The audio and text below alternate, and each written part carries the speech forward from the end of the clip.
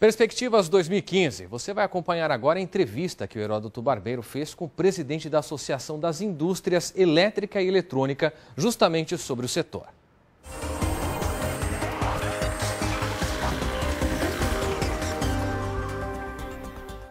Hoje nós estamos conversando um pouco a respeito da perspectiva em relação à indústria eletroeletrônica no país. E o nosso convidado é Humberto Barbato, presidente da Associação Brasileira da Indústria Eletroeletrônica. Humberto, boa noite, muito obrigado pela gentileza, bem-vindo aqui no Jornal da Record. Obrigado. Boa noite, Heródoto. Boa noite. Humberto, com essa perspectiva, né, de uma nova política econômica para o país, com o ministro Levi e outros, né, isso é melhor para a indústria eletroeletrônica? Não é tão bom? Qual é a variação do cenário que você tem? Bom, a nossa expectativa é que o ano de 2015 ainda seja um ano de muita dificuldade, em função dos ajustes que deverão acontecer na economia. O ano de 2015 pode ter um real menos avaliado em relação ao dólar, né? Provavelmente o dólar vai se fortalecer um pouco mais. Que tipo de impacto isso provoca na sua indústria? Bem, no setor eletrônico, isso evidentemente deverá gerar algum impacto, uma vez que nós dependemos muito de componentes eletrônicos. Entretanto, é bom que se frise que no produto de consumo, você não consegue repassar preços para os produtos finais. Você pode reparar que todo lançamento de produtos, os preços são idênticos. Então, efetivamente, nós não conseguimos, mesmo com a desvalorização cambial, lançar produtos com preços maiores. Eventualmente, alguns produtos industriais que demandam também componentes eletrônicos importados, você pode ter alguma variação de preços. Já os produtos elétricos, que também, esses sim vão ser muito beneficiados com uma eventual desvalorização do real, porque esses vão conseguir então conquistar novos mercados fora do Brasil e vão conseguir competir melhor com produtos importados que estão chegando no Brasil e prejudicando muito a indústria brasileira. Quando esses produtos importados chegam ao Brasil, não tem uma tarifa diferencial sobre eles, exatamente para que não haja uma concorrência tão forte como os fabricados aqui? Existe uma tarifa de importação, mas ela não é nenhuma tarifa muito elevada. O produto elétrico, por exemplo, a tarifa média de importação é de cerca de 12%. Mas o que acaba acontecendo é que com o câmbio muito valorizado como está, ela não é suficiente para proteger. Além do que, o Brasil tem uma carga tributária e uma carga de custos que acaba tornando o custo de produção nacional muito elevado. Então, isso faz com que, mesmo havendo uma tarifa de importação aí na casa dos 12%, dos 14%, a indústria nacional acaba perdendo muita competitividade e acaba perdendo muito mercado. Tanto é verdade que hoje o nível de importação de produto eletroeletrônico no Brasil já é de cerca de 26% de tudo que se consome no Brasil. Agora, Humberto, mesmo os produtos fabricados na Zona Franca de Manaus, que têm alguma isenção que outras regiões do país não têm? Os produtos que estão na Zona Franca de Manaus, eles na realidade, a grande isenção que eles têm é do IPI. E tem, evidentemente, a isenção do imposto de importação sobre os componentes. Na verdade, tem 88% de isenção sobre os componentes. Agora, quando você avalia o que custa trazer esse produto lá de Manaus até os grandes centros consumidores, praticamente essa isenção do IPI, ela se perde. Porque, na realidade, ele acaba concorrendo com produtos também fabricados aqui nos outros estados brasileiros. Então, na realidade, quando você coloca esse produto em comparação ao produto importado e com a moeda valorizada, praticamente você tem uma concorrência quase que desleal. O problema brasileiro em relação a câmbio valorizado é fatal. É como dizia o professor Mário Henrique Simonsen: inflação aleja, mas o câmbio mata. E o câmbio tem matado a indústria brasileira. Sim. É por isso que ela não cresceu, então, no ano 2014? Não só no ano 2014, Heródoto, como há muitos anos a indústria vem tendo extremas dificuldades. Essa quebra da cadeia produtiva brasileira, ela vem acontecendo praticamente desde 2006 para cá, justamente porque nós estamos convivendo com o câmbio valorizado há muitos anos. É uma maneira de você controlar a inflação, muito cômoda, é uma maneira de você atingir indicadores econômicos muito interessantes para o governo, é uma forma de você dizer que o salário mínimo cresceu, porque você diz, olha, em dólares o salário mínimo cresceu, uma maneira de você dizer que o PIB brasileiro cresceu, que você já tem o 7º PIB mundial. Você melhora uma série de indicadores quando você faz com que a moeda esteja muito valorizada. Só que, na realidade, isso acaba... Alguém tem que pagar esse preço, e quem paga esse preço via de regra, é a indústria brasileira. Roberto, uma outra questão, um outro viés. O que a indústria espera nas mudanças de ordem tributária do próximo governo para que as coisas fluam de uma maneira mais fácil e rápida no país? Olha, é fundamental a simplificação. Hoje em dia nós temos um seríssimo problema.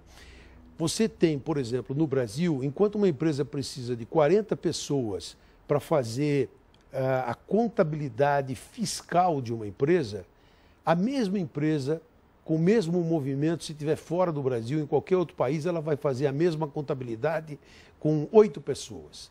Ou seja, é um absurdo a quantidade de pessoas que nós temos que ter para fazer o mesmo trabalho em função da complexidade da carga tributária. Começa por esse aspecto. Segundo, o pior, é que você, mesmo tendo uma quantidade enorme de pessoas para atender essa complexidade, você ainda assim tem segurança de dizer que se um fiscal for na tua empresa, seguramente ele vai pegar alguma falha. Então, esse é um outro problema danado que nós temos para conviver com ele. Além disso, além dessa complexidade, nós temos uma carga tributária muito alta, que faz com que, então, você também perca, por exemplo, nas exportações. Porque mesmo com esse reintegra de 3% que foi estabelecido, você não consegue, na hora de fazer a exportação de produtos, realmente sacar do preço do produto os vários impostos que oneraram toda a produção daquele produto. Então, há necessidade de que nós tenhamos uma grande reforma tributária para que você consiga desonerar realmente a produção, torne os impostos mais justos e também existe um outro seríssimo problema. Nós temos prazos de recolhimento de tributos no tempo em que nós tínhamos uma inflação absurda, como da década de 80, onde era necessário o recolhimento ser muito rápido. Hoje nós temos recolhimento do tempo de inflação de 200%, 300%. Então o que acontece?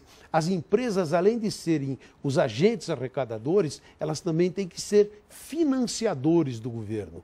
E isso acaba se tornando muito caro para a indústria. Isso tudo é elemento que tira a competitividade da indústria. Então, a indústria, na realidade, a indústria brasileira, ela tem que competir em igualdade de condições com outros países, mas, de fato, é como se nós tivéssemos que partir para uma corrida com um peso nas nossas costas, com uma mochila muito pesada nas costas. Então, não são incentivos que nós precisamos, o que nós precisamos é tornar a indústria mais competitiva. E a carga tributária a reforma tributária é um bom começo para partir para essa competitividade. Então, estou percebendo que as mudanças assim não são de curto prazo, né? Não. Elas necessariamente é de curto e médio prazo. Curto e médio prazo. Não tem como não é mágica. Nós vamos levar, no mínimo, Heródoto, mais 2 anos, 2 anos e meio, para que a gente comece efetivamente, se houver um processo, uma decisão política de mudanças, para a gente poder assistir mudanças. Porque toda a infraestrutura defasada que nós temos no Brasil, para surtir efeito as mudanças dessa infraestrutura, também vai levar tempo. Leva tempo. Agora, Huberto, e quanto a outra reforma, chamada reforma trabalhista, né? No que isso também pode ou não avançar ou segurar mais a indústria nacional? Isso também seria fundamental, que nós pudéssemos, por exemplo, que aquilo que é tratado entre sindicatos patronais e sindicato dos trabalhadores pudesse ser colocado acima da legislação, porque muito do que nós discutimos com os trabalhadores, muitas vezes a própria Justiça do Trabalho invalida. Então, essa legislação extremamente arcaica acaba gerando outros custos. O tema terceirização tem que ser olhado, por exemplo, de uma forma muito mais aberta do que tem sido analisada. Essa história de precarização das condições de trabalho vem tirando competitividade de uma forma absurda e obrigando as empresas a ficar na clandestinidade. Isso é ruim para o empregado, é ruim para as empresas, ou seja, nós temos que eternamente no Brasil viver à sombra.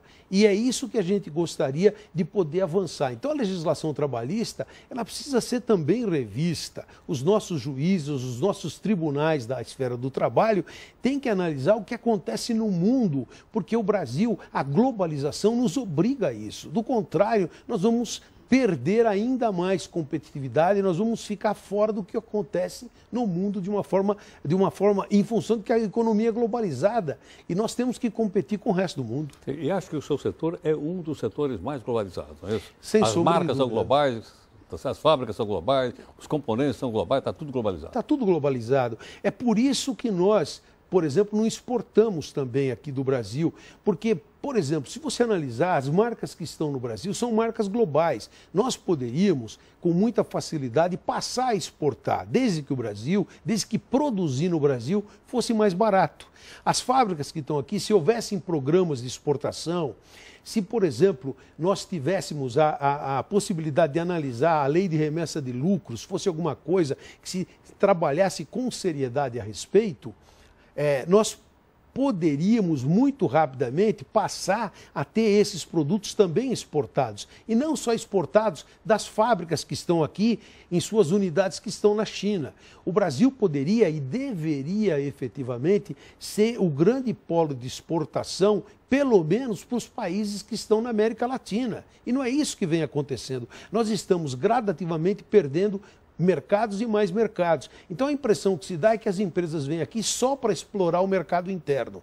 Não é isso, é porque o Brasil não está fazendo legislação, não está dando condições dessas empresas efetivamente, a partir do Brasil, operar para uma série de regiões. Como é que é a balança comercial do setor? A balança é péssima. Nós temos 35 bilhões de dólares de déficit na balança comercial. E ainda assim, esse déficit diminuiu. Por quê? Porque nós também somos extremamente dependentes de componentes eletrônicos. Claro. Nós não temos a fabricação de componentes no Brasil, praticamente. Então, a gente depende de importação.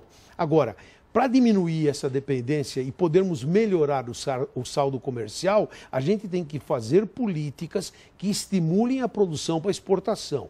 E, para tanto, é necessário que você, então, analise quais são esses entraves que fazem com que a gente não exporte. Marcas e empresas aqui para exportação nós temos. Sem dúvida. Agora, o grande problema também está no fato de que nós só fizemos opção de exportação e de comércio com os nossos vizinhos, ou então para países que têm pouca capacidade de importação. Essa história de nós fazermos esses acordos, por exemplo, o acordo Sul-Sul, não adianta, nós temos que vender para quem pode comprar, não adianta a gente vender só para pobre. A gente tem que vender para os países que têm capacidade de compra. Nós temos que fazer um acordo sim com os Estados Unidos, ou com quem tem capacidade de consumo, capacidade de demandar. Do contrário, nós vamos simplesmente ver a nossa indústria definhar. Humberto, muito obrigado pela participação conosco aqui. Muito Foi um grato prazer. pela participação. Até mais. Muito obrigado.